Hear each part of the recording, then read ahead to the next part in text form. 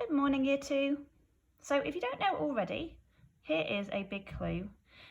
This week in literacy, we are going to be learning all about sea creatures. In today's session, you are going to be choosing a particular sea creature that you're interested in.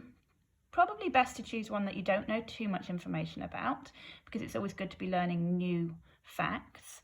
Right? And today you're going to be just making a mind map, which we will talk about in a little while. And you're going to be thinking of questions that you would like to know the answer to. Now, I've got my video on the octopus here. I'm actually not going to choose an octopus. I'm going to choose an orca, otherwise known as a killer whale. I'm just going to put it down there for now. So, oh, sorry, octopus. Perhaps they're not friends. So, when we are thinking of questions to research, we use special question words. So I'm going to recap with you now some question words. Again, we've used these in class, but it's always good to go over them again. So question words: when, what, which, how, where, why, and who.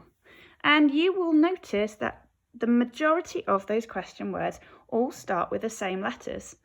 So if you're struggling to think of question words, once you've got one, you can very quickly think of them all. All right. Now, there are other ones as well, but these are some of the more common ones. Okay. I'm just going to whiz those to the side for now. Right. Before you start thinking about questions, okay, we have to think about questions and just making sure that they're questions that we are going to be able to find the answer to. All right. So here are some ideas of things that you might want to think about before you start writing your actual questions. So the first one, when we're researching animals, a really good one to look at is diet. And diet is what the creature eats. All right. Habitat.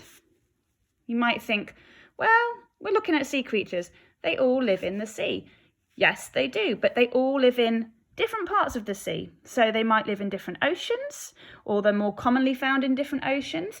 They might be found at the bottom of the sea, on the sea floor. They might be found under rocks. Lots of sea creatures like to hide away. It might be a sea creature that likes to be at the top of the water, or just in between. The sea is very, very, very, very deep, or it can be in parts. So our sea creatures all live at different levels. So this one isn't quite as easy as you think. We can't just write my octopus lives in the sea. Okay, I want a little bit more information than that. Babies. All right, so does your sea creature have babies? Does it have one baby? Does it have 5 babies? Does it have 20 babies? Do the babies have a special name?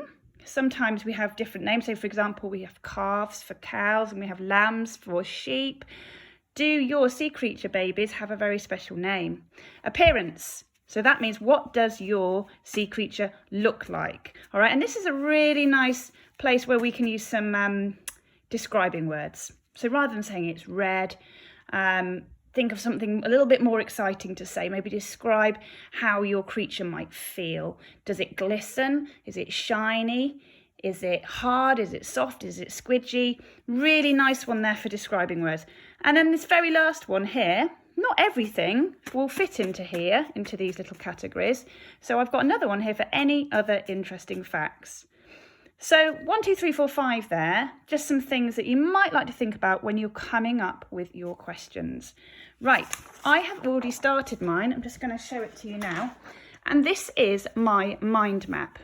Now, a mind map is a way of kind of displaying and recording our thoughts. So if you imagine here, this bit here is your brain. It does almost look like a brain. We would put your topic heading in the middle. So I've chosen orcas. And then the other things go around the outside. So I'm obviously thinking about orcas. That's my main subject. But these are the questions that I want to know about orcas. And then I can write the answers underneath the questions, and then later on in the week we're going to actually write it up into a nice fact file. So I'm going to quickly go through my questions, and I wonder if you can count how many different question words I've used. So not how many questions, but how many different question words. So what do they eat? Where are they most commonly found? How big are they? Why are they called killer whales? How fast do orcas swim? How do orcas hunt? All right, let's have a little look there. I've tried to use as many as I can. I think you'll probably do a better job. So if you have a look at my question words again, all right, see how many of those you can include in your questions.